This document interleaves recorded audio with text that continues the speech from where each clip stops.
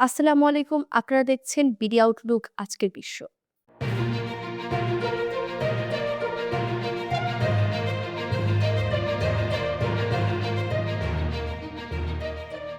মধ্যপ্রাচ্যের চলমান উত্তেজনার মধ্যেই বড় ধাক্কা খেল ইরান। দেশটির শীর্ষ নিরাপত্তা কাঠামোর অন্যতম কেন্দ্রীয় ব্যক্তি আলী লারিজানি ইসরায়েলের লক্ষ্যভেদী হামলায় নিহত হয়েছেন, যা শুধু সামরিক নয়, রাজনৈতিক দিক থেকেও তেহরানের জন্য বড় সংকেত হিসেবে দেখা হচ্ছে। একই হামলা নিহত হয়েছেন তার ছেলে এবং ঘনিষ্ঠ এক সহকারী।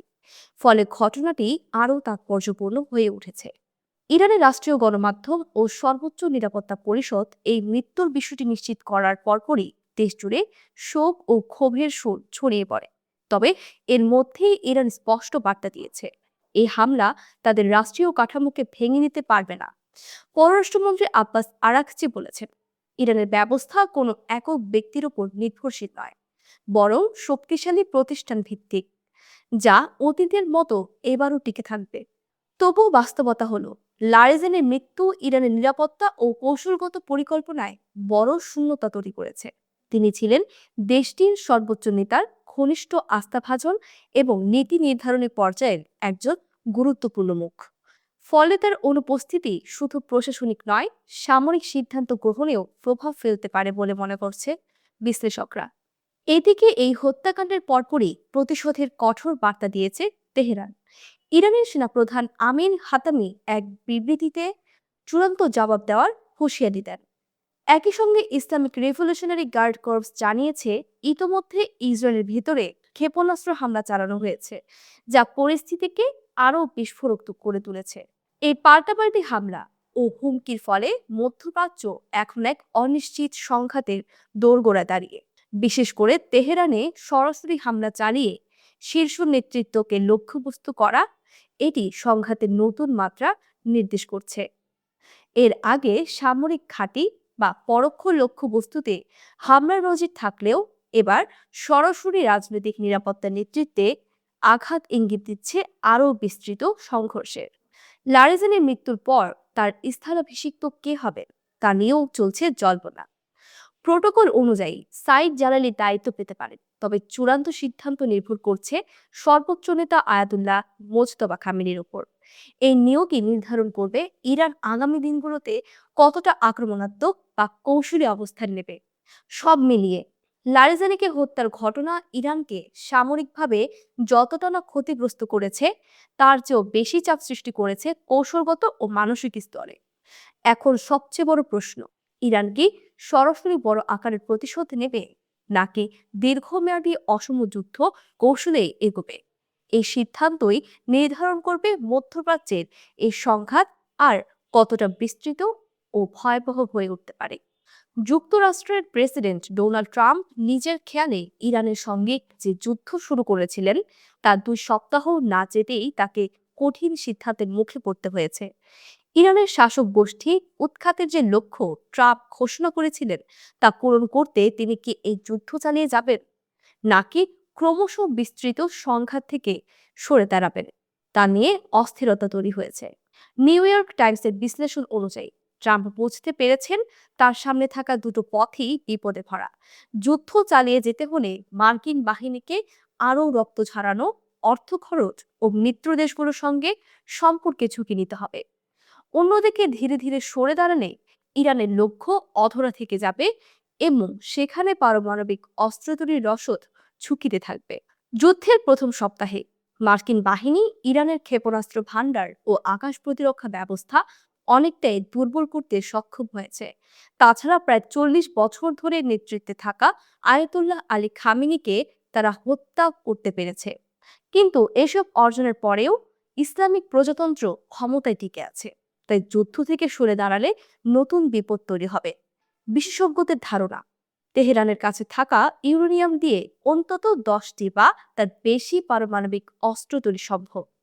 যুদ্ধ শুরু হওয়ার পর মার্কিন পররাষ্ট্রমন্ত্রী মার্কো রুবিও জানিয়েছিলেন, মাটির গভীরে রাখা রসদ উদ্ধার করতে স্থল অভিযান প্রয়োজন হতে পারে, যা অত্যন্ত ঝুঁকিপূর্ণ।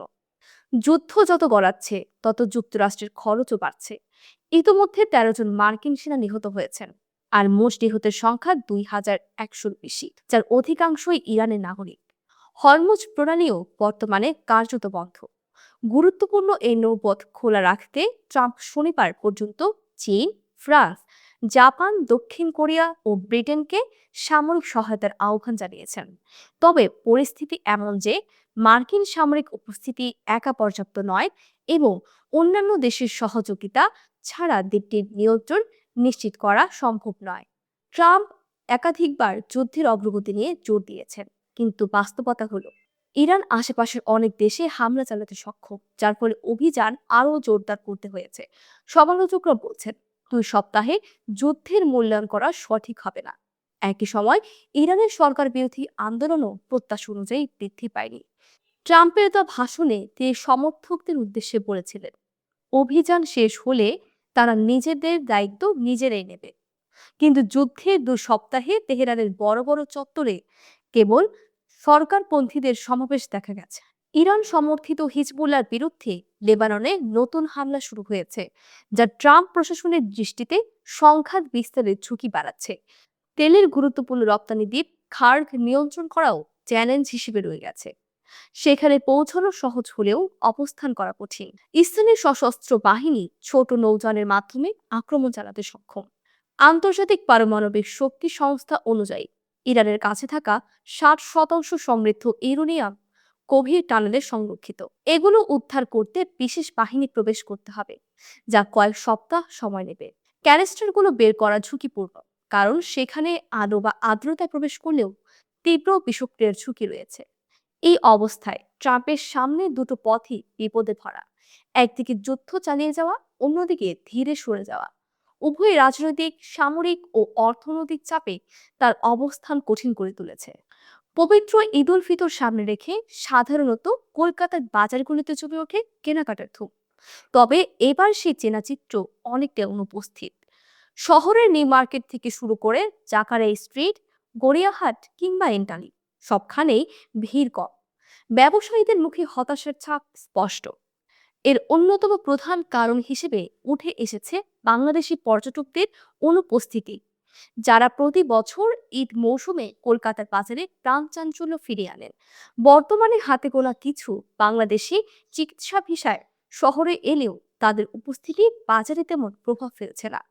এক সময় যেখানে মার্কুইস স্ট্রিট বা সদর স্ট্রিট এলাকায় হোটেল কক্ষ পাওয়া কঠিন হয়ে যেত, সেখানে এবার অনেক আবাসিক হোটেলই প্রায় ফাঁকা পড়ে আছে।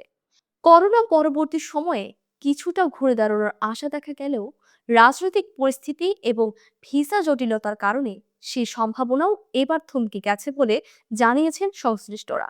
এর প্রভাব পড়ছে অর্থ বিনিময় ব্যবসাতেও। ডলার সহ বিভিন্ন বিদেশি মুদ্রা লেনদেন যেখানে একসময় জমজমাট ছিল, সেখানে এখন কার্যত ভাটা চলছে।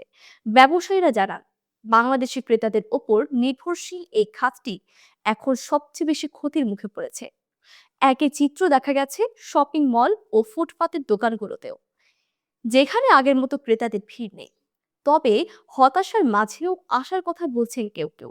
পার্ক সার্কাস ও ধর্মতলা এলাকার ইফতার বাজারের ব্যবসায়ীরা মনে করছেন, বর্তমান পরিস্থিতি সাময়িক এবং ভবিষ্যতে আবারও বাংলাদেশি পর্যটকদের আগমনে বাজারের প্রাণ ফিরে আসবে। নতুন রাজনৈতিক বাস্তবতায় দুই বাংলার সম্পর্ক উন্নত হলে ঈদের বাজার আবারও আগের মতো জমজমাট হবে, এমন প্রত্যাশা করছেন তারা। ভাষাগত মিল, সাংস্কৃতিক ঘনিষ্ঠতা এবং তুলনামূলক সাশ্রয়ী দামের কারণে কলকাতা দীর্ঘদিন ধরেই বাংলাদেশি ক্রেতাদের অন্যতম পছন্দের গন্তব্য। তাই এই অনুপস্থিতি শুধু ব্যবসায়ীদের আয়ই নয়, শহরের সামগ্রিক উৎসব আমেজেও বড় ধরনের প্রভাব ফেলেছে। এখন সবার চোখ ভবিষ্যতের দিকে, কবে আবার ফিরবে সেই চেনা ভিড় আর ঈদের কেনাকাটার উচ্ছ্বাস।